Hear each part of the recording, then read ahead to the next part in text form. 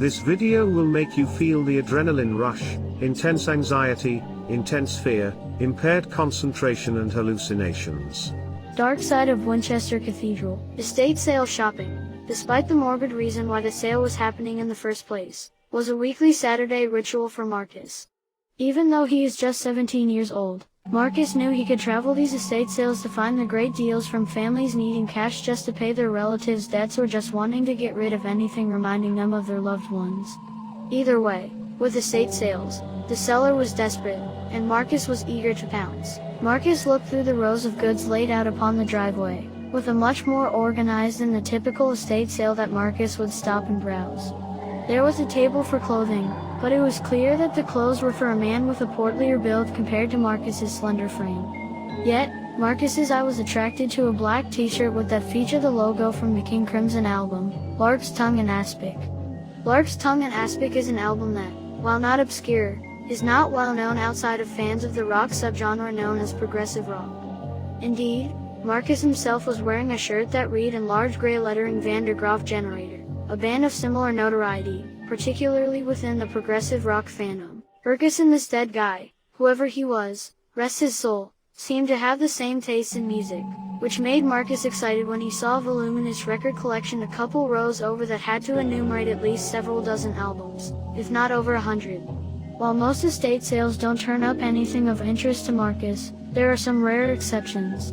Marcus once found an old Commodore Amiga computer from the late 1980s that he was able to repair with the help of some YouTube videos, an 8mm film reel of a recorded Doctor Who from the early 1970s, an unmarked 33 RPM record that turned out to be demo recordings from what would become Pink Floyd's Dark Side of the Moon, and a record player from the 1930s that he was able to renovate to make his primary record player with Bluetooth functionality. The musical synchronicity between Marcus and the decedent made the hairs on the back of Marcus's neck stand at attention at the thought of what treasure trove may await as he sauntered to the records table. The first record he saw made his heart sink, Peter Frampton's album, Frampton Comes Alive. Of course, the dead guy had this album, Marcus muttered to himself. Every estate sale with albums had this one for some reason. Not an album that interested him or could remotely be called a treasure. Maybe the next record would be better. Marcus moved the Peter Frampton off to the side, hoping that this album was just an aberration. The next album disheartened Marcus even more, Donna Summer's Bad Girls. A disco album? At least the Frampton album was rock. But this is frightening. How could a man who had a t-shirt of one of the heaviest rock bands of the 1970s also have a disco album? Marcus fingered his way through the albums hoping that the t-shirt was indicative of some sort of similar musical taste. But he kept finding albums that repulsed him. ABBA, Barbra Streisand, even a Tony Orlando and Dawn album. Each passing album only brought further pop or soft rock that had Marcus further questioning the decedent's auditory faculties. Marcus was about to just accept his fate of finding nothing of value in the record collection until finally, something caught his eye. A sleeveless album with a gray bold type on black background in the center emblazoned the Beatles. But it was the rest of the text that truly caught Marcus's eye. It read in the same all-capitalized bold type, Dark Side of Winchester Cathedral. Even more intriguing was the much smaller text below that copyright 1974. This made no sense to Marcus. The Beatles broke up in 1970. There was no album released by the Beatles in 1974. Marcus pulled out his cell phone and Googled Dark Side of Winchester Cathedral Beatles. With a name that terrible, there had to be some search results for this album. Yet, no results came up outside of photographs of Beatles taken at night at Winchester Cathedral. Marcus thought maybe a Wikipedia search would turn up results. Nothing. He then scrolled the Wikipedia page for the Beatles' discography, but no such album name appeared on the page. He even quickly looked through the discographies of all of the members and their related bands, but nothing. It was as if this album didn't exist. While Marcus assumed that this was probably some hoax album or some bizarre bootleg of Pink Floyd's Dark Side of the Moon, he just couldn't shake the thought that he had stumbled upon some Beatles reunion demo tape, a holy grail in the Beatles collection communities that could net him potentially thousands of dollars. There was a man in his mid-20s wearing sunglasses, a polo shirt, and cargo shorts sitting in a lawn chair on the grass, monitoring all of the happenings on the driveway. Marcus yelled to this man, "How much for this?" The young man got out of his chair, not without a quick grunt, and sauntered over to Marcus. The man took the album and popped up his sunglasses to have a better look. His eyes widened and his arm quickly extended to give the album back to Marcus, like the arm was pulled back on a rubber band that had just been released. Take it. Just take it. The man's voice quivered, barely below a scream. This is the album Papa was listening to, when we found him. Just his skeleton. Marcus swiveled his head, looking for any way out of this conversation. No flesh. Like he burned. He burned but nothing else did. Marcus started walking backwards. Thank you, I gotta go. Walked a half second then paused and mumbled, oh yeah. Sorry for your loss. Marcus bolted out of there as quickly as was socially acceptable under the circumstances. He went into his car and drove home, ecstatic to figure out what he had sitting in his passenger seat. He knew it was probably a mislabel. But what if? What if he hit the jackpot? Forget the apocryphal chalice Jesus drank from at the Last Supper. What if this was truly the Holy Grail? When Marcus came home, he noticed that nobody else was home. His parents must have gone out to lunch. Marcus immediately went to his room, put the record in the player, put the needle to the outer edge of the album, sat in his gamer chair, and put on his Bluetooth wireless headphones. A high-tempo synthesizer riff jolted out of the headphones, a sound not unlike an electric light orchestra album. Then a blast of what sounded to be an orchestra playing came washed through his auditory canal. He closed his eyes, embracing the music. Suddenly, the sound started slowing down to the point where it felt like a note a minute. Marcus blinked and his room became colors that he had never experienced before.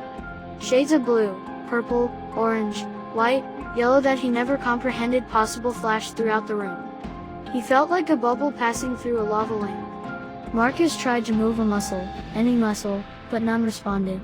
He was frozen except for his eyelids. Marcus blinked again. He saw the rim starting to twist in an S shape and being stretched, like it was paint on a swivel with the centrifugal force of the spin pushing the room out. Marcus blinked again. He was now in a bubble surrounded by an iridescent blue light, his room grainy like an image on an old well-worn Polaroid. Marcus blinked again. His room was back to normal, but he was immobile. Suddenly, the room started to burn from the edge, like someone lit a piece of projected celluloid film on fire. Marcus blinked again. He was outside his house, feeling a rumble below him. The ground fractured, opening a fissure in which the entire street was bifurcated. His body was the center point in which the fissure emanated from. His legs were being split by the separating earth beneath him. Marcus tried to will his legs to move to no avail. Marcus attempted to plant his feet, but again, there was no response from his legs. The earth kept sliding until his feet reached the end of both edges. He could see in his peripheral vision magma boiling below him. He could feel the heat. The earth slipped further and his feet fell off both of the newly created cliff edges, causing him to plummet. Marcus blinked again. Suddenly, he was floating in space. In his peripheral vision he could see the Earth's ocean blue below him. He saw the moon rising from the other side of the planet. Suddenly, a pure red centaur, with a tail bookended with an arrowhead, black hooves, and the face of Paul McCartney appeared. He turned to Marcus, gave a wry smile, chuckled, and stated, "Oh, you listened to the album that never existed, into you?" The Paul McCartney face created gave an ear-shattering chuckle and galloped away while singing the popular na na na na na na na refrain from Hey Jude. Marcus blinked again. Suddenly, in front of him was a massive white star. The size of the star to him was how an ant must feel approaching Mount Everest. The light emanating from the star was brighter than any light he had ever seen. Marcus felt blinded by the light, except he could still see space in the periphery of his vision. Yet, that space was dissipating. Marcus felt unknown forces pulling towards the star. He didn't even think to move anymore as he knew resistance was futile. Within a few seconds, his entire vision was just the pure white of the star. Then, Marcus felt the solar heat. Marcus felt every atom within his being melting and evaporating. He couldn't see it, but he could feel his body turning into something finer than dust. He was no longer matter as he conceived it. Within what felt like minutes but must have been instantaneous, his body had become nothing more than residual radiation from what were the electrons and protons in his body bouncing all through the cosmos. Marcus's parents opened the door to their abode and stepped inside. Belinda, Marcus's mother, gave a quick sniff and asked her husband, "Robert, what's that smell? Don't you smell it?" Robert replied with a sigh, he's probably smoking weed again. He then stated with a rising anger, I thought we told him to knock that shit off. That doesn't smell like weed. Let me check. Belinda walked up the stairs and knocked on Marcus's door. Marcus, sweetie. There was no response. She knocked again. Marcus. Again, no response. She noticed there was a light smoke plume coming from the top of the door. She instinctively turned the knob and a plume of darkened smoke wafted in her direction. Yet, through the smoke, she could see exactly where it was coming from. Marcus's chair. Marcus? Belinda whimpered, are you okay? She then shakily pushed the chair around its swivel. What she saw made her shriek so loud, the neighbors could clearly hear it. There was a skeleton in Marcus's chair with smoke coming from the skeleton. Not a single bit of flesh on it. Yet nothing on his desk was burned. The only other items that even were burned were the earmuffs on his headphones were slightly melted, and there were some singe marks on the white chair. If it wasn't for that and the smoke, one could have easily assumed it was a fake educational skeleton being used as a prank. Belinda's legs collapsed under her as she grew lightheaded. The last thing she heard was the thud of her body hitting the floor. Ma'am. Ma'am. Stay with me now. Belinda awoke to a bright light shining in her eyes. What? Belinda stated groggily. The light stopped being shown in her eyes and she looked around. She saw Marcus's Legend of Zelda posters and realized she was still in his room.